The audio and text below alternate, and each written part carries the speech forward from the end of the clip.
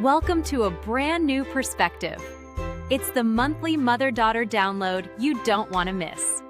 Hi everyone, and welcome to this episode of A Brand New Perspective. I'm your co-host, Linda Bethay. And I'm your other co-host, Finley. And today we're going to talk about brand new ways to touch grass. So touching grass has become, and you already think this is cringe, right? Just me saying that A little bit. Yep, okay. But it's become one of the internet's favorite phrases to use when we're talking about people pushing back against technology and being on screens all the time. They're saying you need to get out and put your feet in the dirt and touch grass as a euphemism for doing more things off screen and in real life, right? And I think it's a reaction to the fact that, particularly for your generation, you're spending way too much time online. And I know you may disagree with that sentiment. No, because I don't disagree. You don't disagree? No.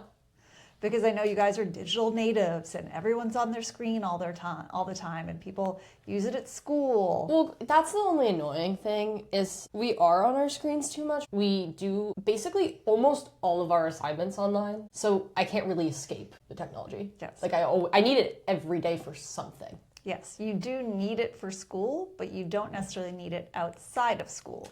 And I think you disagree. I disagree. Okay, share your perspective. I mean, if I'm going somewhere, if I leave the house and I have to tell you where I am, I know back in the day, like, you guys would just say, like, oh, I'll be back at 5, but, like, I can't send you a carrier pigeon. I know, like, I have my location shared with you, so you know where I am, but I feel like, God forbid something happens, I'd like to be able to contact you. I can't write you a letter from Target. Back in the day, we had dimes that we put in payphones, and we called our parents to pick us up at the mall, or if we were at a friend's house, we used a landline. Do you know what a landline is? Yes, I know what a landline phone is. Yes, there are very important uses for cell phones. I think what I'm talking about specifically social media is the endless scrolling, the doom scrolling. Our generation are spending hours a day online, on social media, and doom scrolling. Mm-hmm. And I think this concept... Where'd you learn the term doom scrolling? Why are you making that face? Where'd you learn that? Isn't that what it's called? Yeah. Yes. You rot in bed and you doom scroll. Yeah. Do I have this right? Yeah. Yes. And you do this for hours at a time. Yes. I have your screen time. You do this for hours at a time. Not in one block, to be fair. Okay, so what is the most amount of time you've spent at once doom scrolling? Ooh, that's a good question. I've probably spent more time in the past, but recently, probably just an hour. Okay. Which, not saying that's good, but it's not as bad as I think you were expecting. Again, I have access to your screen time. I think you're underestimating No, because I spread it out over... So on an average day, how much time do you think you spend scrolling? Okay, well, here's the other thing with social media. You say doom scrolling sometimes, like, especially my generation now, like, I was making homemade pasta the other day, like with like eggs and flour, and I was very excited.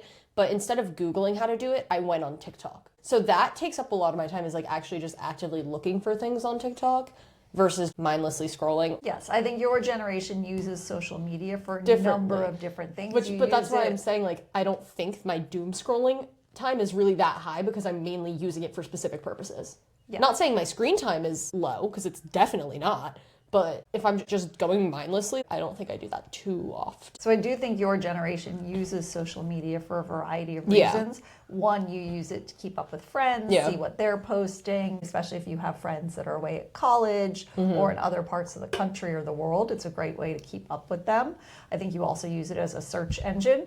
You would go to TikTok first to find a recipe rather than what I did for my pasta. Google. But there is the addictive nature of social media. I get sucked into a scroll. Exactly, you get sucked into a scroll. And I think what your generation has discovered is, at first, scrolling is fun. And it brings you, in the moment, some happiness because it's triggering that dopamine in your brain. After a while, though. After a while, it's not bringing happiness. It's just boring after a while. Once I get to a point where I'm like, hey, I don't need to be doing this, then I'll put my phone down.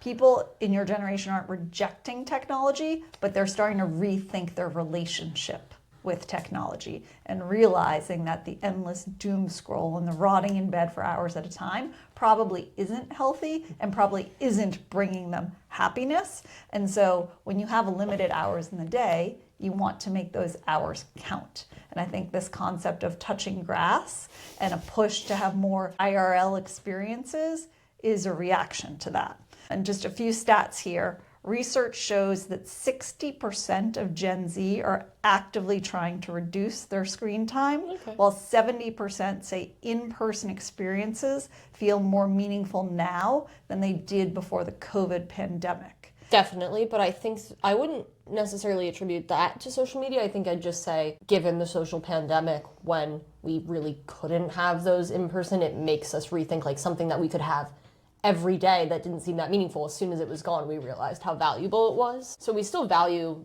our technology, but being in person's better. Well, it goes back to what we talked about in the last podcast. Humans need connection with other humans. Yes. That can't be replicated by digital technology or AI. So I'm curious, right, listening to these stats, have you or your friends actively tried to reduce your screen time?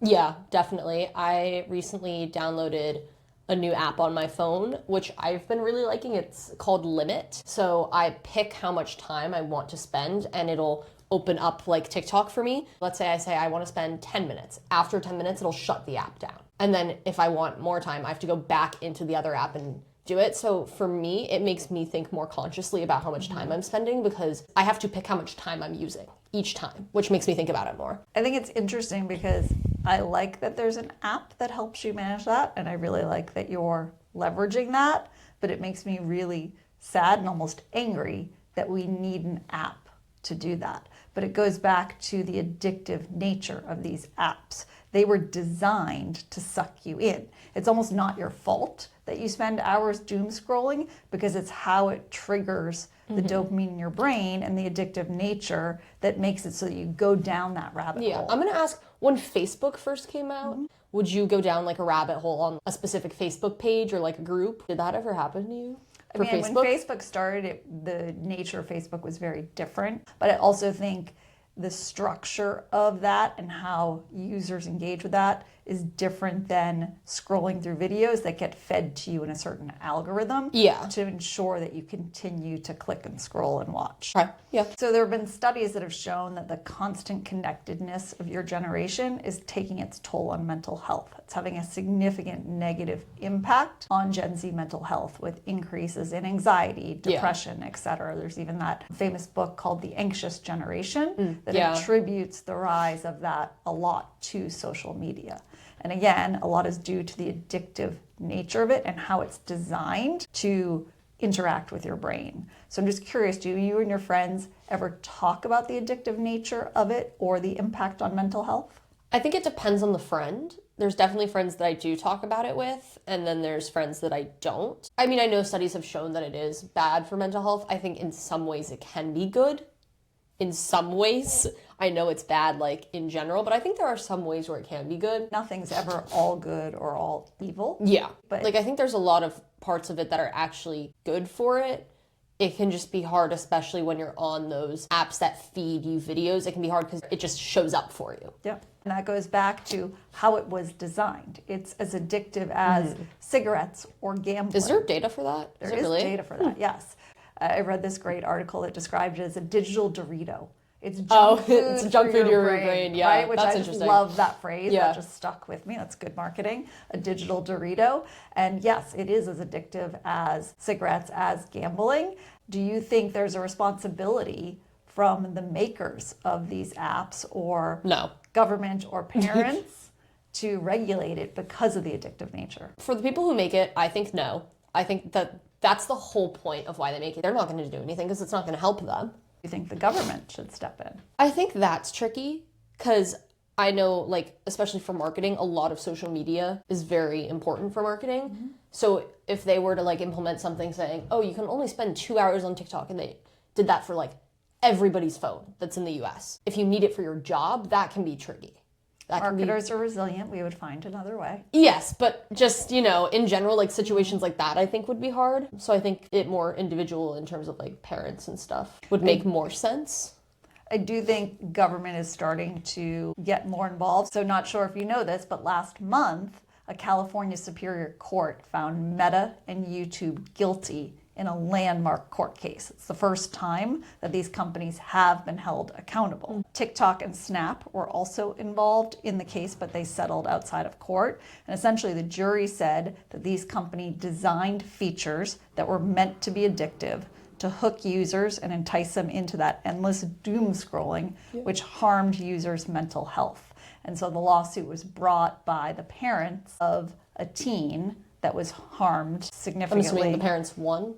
Yes. So this again was a landmark case because the jury found Meta and YouTube guilty of harming mental health. I don't think the Meta makers and the YouTube makers were designing it specifically with the goal of bringing a negative effect to mental health. I think that was just an indirect effect of it. I think they were probably just thinking like, this is how I'm going to get viewers to continue using my app. I understand why they lost, but at the same time, I'm sure it wasn't intentional. Now that they know the effects that's been proven by multiple studies, I do think they have a responsibility to address. Beyond doom scrolling, though, I also think there are other negative aspects or consequences of social media. And I think what I've seen with your generation, for example, is snap maps. When you have access to everyone's location, that can lead to people feeling left out. If they see a group of people gathering together at a party or a function without them, that can lead to feelings of isolation that didn't exist before social media. I've definitely had that happen to me. I have personally learned and just built like self-control to just not look at the snap map of people. But there was a good period of time where if I heard of like there might be a hangout, like I would see if they were all together, which not proud of that, but something I did do. So I think now like I've learned that what I don't know can't hurt me. The other thing I've noticed recently is people posting their college decisions. And I think that also is a new phenomenon, right? There are Instagram pages dedicated to it. I know my school has one. It'll be like blah, blah, blah, high school 26 decisions, and it'll post a picture of the person as a baby and then where they're going to school and their major and like everything. Yes. I think it's a positive intent. People are excited that they're going to college, that they got into a certain school, and they want to share that news with friends and family. But I think the unintended consequence is it adds pressure. If there are people that didn't get into one of their top schools or haven't heard back from schools yet. And so it's creating this social pressure that didn't exist before social media. I know it's also hard. I have a friend, she ED'd toward Northwestern and got deferred. She ended up getting waitlisted there, and so now she's going to UCLA next year, which is an incredible school. But I know for her, seeing people and some of her friends specifically from her school get accepted to Northwestern, which is where she really wanted to go, that was super hard for her. And so again, there can be positive aspects of social media, but I see also negative. More negative, I think. The positives don't outweigh the negatives. Yes, and I think that's what's leading your generation to reconsider your relationship with social media. There's almost a resurgence in these IRL activities for your generation. For example, I was having lunch with someone today who is the CMO at Simon Malls.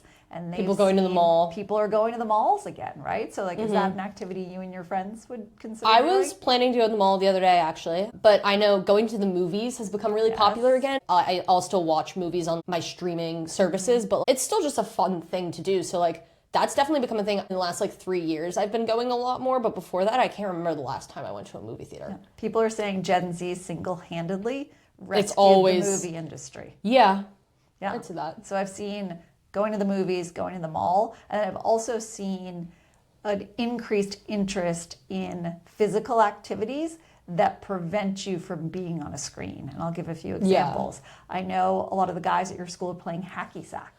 I had no idea what hacky sack was. Can you explain? I don't even know how to explain that. Well, people know what that is, and I just didn't know what it was. I didn't know what hacky sack was. My generation will know because it was very popular in the 90s, out on college campuses, etc. I had no idea what hacky sack was, but like now at school when we have free periods, all the boys will go outside and they're playing hacky sack. It's definitely like that wasn't something that was happening before. Yeah, I've seen an increase in lots of activities that require use of your hands and feet so you can't scroll. Things like hacky sack. There's been a huge resurgence in knitting and crocheting. I personally have taken up crocheting.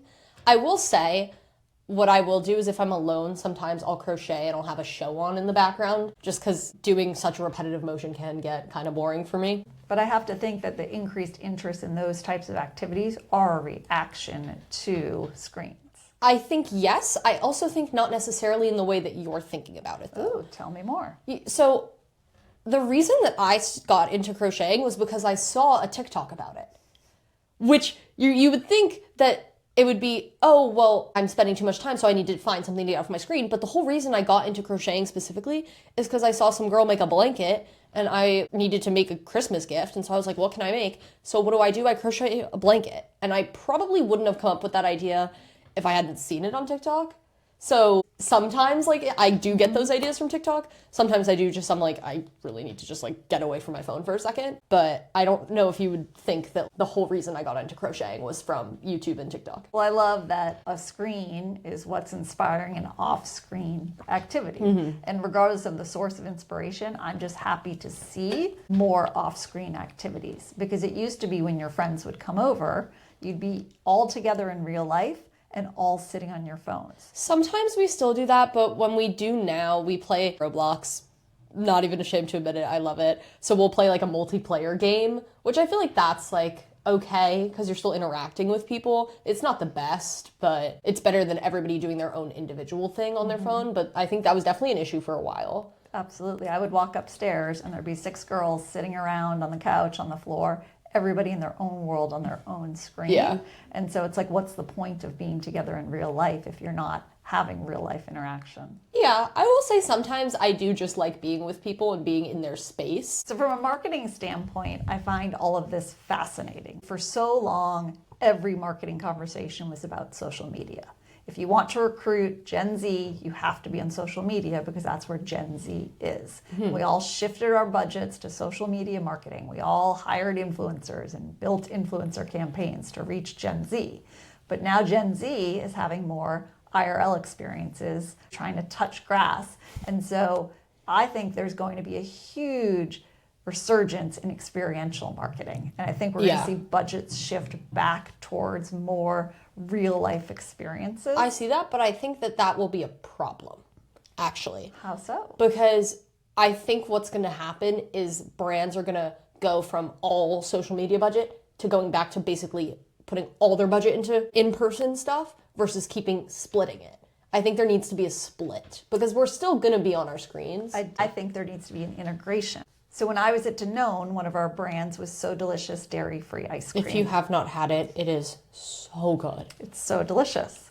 So we sponsored Lollapalooza in Chicago, which is a huge music festival in the middle of the summer where it's really hot. And we built a huge pop-up experience supporting our campaign, which was called Dairy Free Your Mind. And the pop-up looked like a gigantic pint of ice cream. That's cute. So think about you're in this crowd all day in the beating sun, you're hot, and you see this giant pint of ice cream, right? You're going to want to go to the pint of ice cream. And then we built out a multi-sensorial experience for attendees where they could taste all different flavors of ice cream. They could remix their own flavor. Oh, yum. We had psychedelic photo booths. Okay, I want to go. I want to go to this. Hot and cool areas, right? So it was this multi-sensorial experience. But what it did was, yes, it gave an IRL experience where they got to experience our brand and taste our product.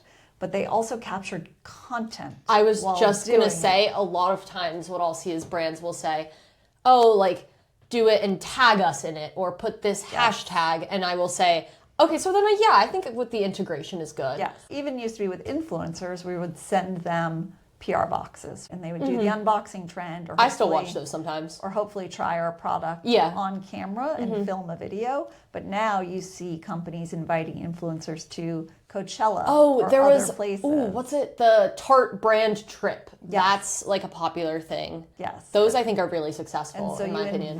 You invite, as a brand, you invite influencers to an actual in real life experience, whether it's at Coachella or a different type of event, so that they can have that experience and capture content for the brand. I think especially having those experiences is more memorable than just being sent a package in the mail. So in your mind, what makes a good experience? And I feel like throughout your life, we've always I've always been an experience person. We've always gone to, yeah. The Museum of Ice Cream. I love that place. The candy pop-up in New York City. Like, we've always gone on our little side quests and adventures together. So I feel like you've experienced a lot. What makes a good brand experience versus a bad brand experience? It really depends. I know, for instance, Princess Polly, in one of their city locations, I'm pretty sure they have like a black and white photo booth, which photo booths are kind of coming back. There was this popularity of having like a black and white photo booth picture as your profile picture on Instagram and TikTok and stuff. So I think having that is cool because even though it's not necessarily related to their brand, it gets people going. And when they think of photo booths, they'll be like, oh, Princess Polly. But I think it is related to their brand because they are a clothing accessories brand. And so in the photo booth, you're wearing Princess Polly merchandise and then posting that online. And tagging So that's a way for them to get additional impressions that they didn't pay for. For brand experiences, I think I enjoy the ones where they're really thought out. I think you can tell when like a brand has really thought about it and spent time and money and effort planning out their event versus something that maybe it wasn't as high on their priority list, and that's okay. It also was very individual. I think in general, having like bright colors and a fun environment, having some music going is like good for everyone. I know I am a foodie, so I love the Museum of Ice Cream, but if I'm comparing it to like Candytopia, Museum of Ice Cream, you could eat the ice cream more than you could eat the candy in Candytopia. Okay. I liked the Museum of Ice Cream more, and I think it was partially because I was eating the ice cream. I was experiencing it versus walking through and seeing all the cool art made of candy, which is super cool, don't get me wrong. But tasting the ice cream, smelling the ice cream, looking around, it's multiple senses. That's exactly what I was going to say. I think a good brand experience isn't one-dimensional. It has to have a lot of brands different will stuff. do pop-ups where their goal is just to drive trial, and those can fall flat. Something that's going to be memorable and stick with you after the experience, or be something where you want to capture content to share with others, is multi-sensorial and has something for everyone. And what I Which think can be really hard because people are so different, but that's why I think having these multi-sensorial experiences are so important, because then you have a better chance of curating an experience to a bigger audience of people so you can attract more. Yep. It can be hard and it can be expensive. But it's worth it. And I think historically a lot of brands have done pop-ups or one-offs at festivals. But I'm seeing a trend, again, back to this trend of touching grass and more IRL experiences. Brands are building out more permanent experiences. Yeah. And so, for example, Coach is launching Coach Play, which are retail spaces designed less like traditional stores and more like cultural playgrounds where customization, workshops, and community programming sit alongside product. So it's taking the shopping experience to the next level. Kendra Scott has done some similar stuff where if you go to one of their in-store locations, you can do like the customized gemstones, and so you can pick it out while you're there, which I think is cool. Like when I'm thinking about going and buying jewelry, that's something that I think is cool. I haven't heard about the Coach one. That's interesting. I want to go look at that. Netflix recently announced Netflix House, a physical venue where fans can step inside the worlds of their favorite shows to watch, eat, and hang out together. That's cool. Are they going to try and do multiple locations of that? Okay, and so think about traditionally you'd TV, sit at home on your streaming service, watching a screen, usually by yourself, maybe with your family, and now they're turning that screen cool. I wouldn't have thought about that into a real life experience with friends. That I think will be super successful. So I think this is a really interesting trend, and I think we're going to see more of it. But from your perspective, if a brand tries to jump on this trend and doesn't execute well, does that sour your perception of the brand? I think it would sour my perception of the brand. If there was a big controversy, I know there was with American Eagle jeans, there was a big controversy with one of their ads. Every brand has some sort of controversy at some point. And I think if there was a controversy like associated with it, that could definitely sour some people's opinions. I think if it just didn't blow up and wasn't super popular, I don't think it'd sour it. I just honestly, I think part of the reason it wouldn't make me have a bad opinion is just because I wouldn't be thinking about it. If it wasn't successful, I probably just wouldn't think about it, to be honest. So the risk isn't necessarily in having a bad experience. The risk is just no exposure. The risk is in having an experience that isn't memorable. Yeah. And so that, I think, is the task for brands, is how do you create, one, a IRL experience that's going to stop the scroll, get people off their phones and out into the real world. And then once they're there, how do you make it memorable so that they want to share it and experience it again? Speaking of memorable, I'm curious your perspective as a marketer, because I've heard people say like any press is good press and stuff like that. So I want to know, because when you were saying you want to make it memorable and you want it to be good memorable usually, but do you think it's better to have something be bad memorable versus not memorable at all in terms of marketing? It's a great question. Or does it depend? I think that phrase originated in a different time, a different era, where your sole goal was to get awareness and or like people talking about it. And people talking about it. I think in the age of social media, it's very different, because in the age of social media, something can go from 0 to 60 very quickly. I've worked on some brands that have had some product quality challenges, and immediately somebody will post a negative video about a product quality issue, and it can rack up 10 million views in 24 hours. But if you're still getting 10 million views about your product and you're getting people thinking about your brand, is there any good to that or no? Because the more people thinking about it is good, but they're thinking about it negatively. Correct. And I think the speed at which that happens, it's a lot faster now with social media. A lot faster now, and it's harder for marketers to get ahead of that and to manage the narrative. And I think that's where the importance of social listening comes in. So with the advent of social media platforms, there are also now social listening platforms, and you can actually leverage AI to help with this, but marketers have to be listening to what people are saying about them online, and not just on their own channels or on their paid channels. They have to be listening and scrubbing all channels to hear what people are saying and to get ahead of any potential negative comments, but also to glean insights about positive comments. What if people are talking about this great new flavor you launched? You were very excited about the Shirley Temple flavor, I'm right? drinking it right now. It's my favorite thing What if there ever. was an entire chat about we should launch a... That's actually become a thing since the launch of the Shirley Temple flavor. A lot of people on social media will be saying, as like a Bloom enthusiast, I would like to say I'm a Bloom enthusiast as well. They'll be like, here are flavors that I think should exist as somebody who drinks a Bloom daily. And they'll do that. And I know there was also the collab with Love Island where I think it was Poppy that did it. And they did like a flavor with a Maya.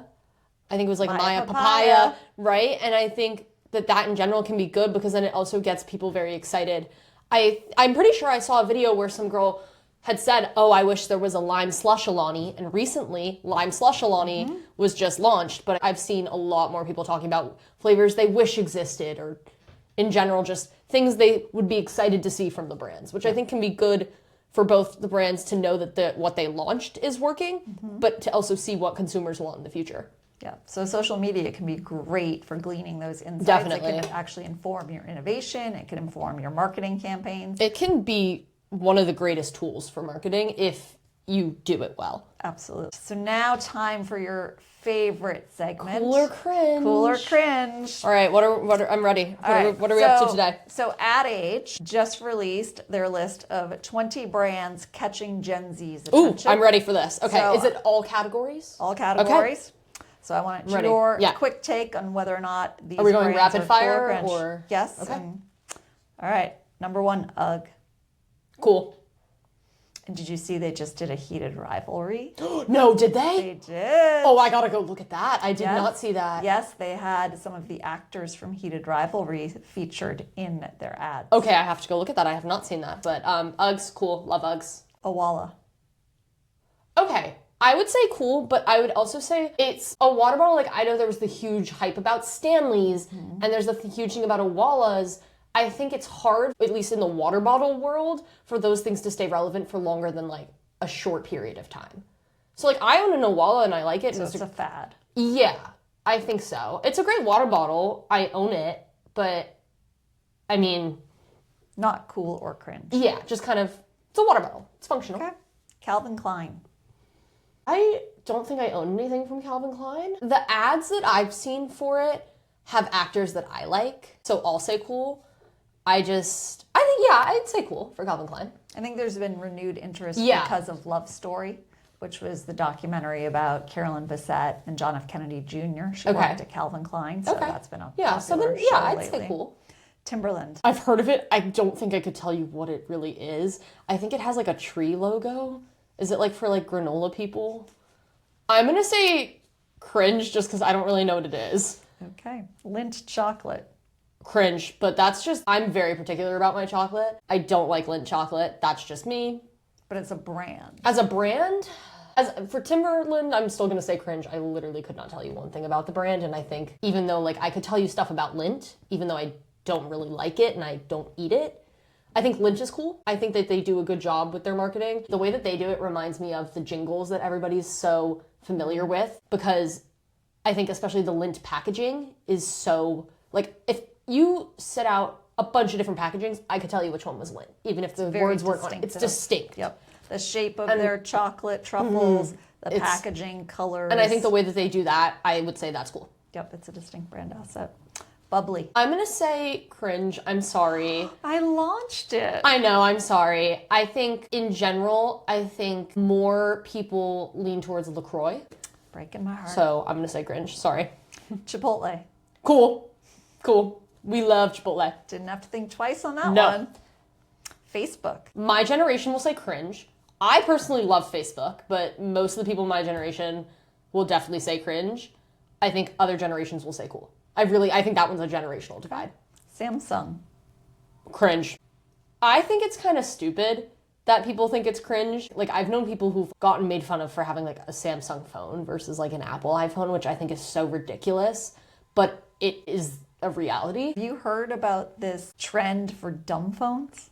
What is a dumb phone? So people, back to our conversation about your generation having backlash against being connected 24/7, they're buying old flip phones. Oh, yes, off the internet. I think those are cool. Dumb phones, cool. Okay. I didn't know that is what they were called, but so I can take away your iPhone and get you a dumb phone? Please don't. If you want to get me a dumb phone along with it, I will gladly do that.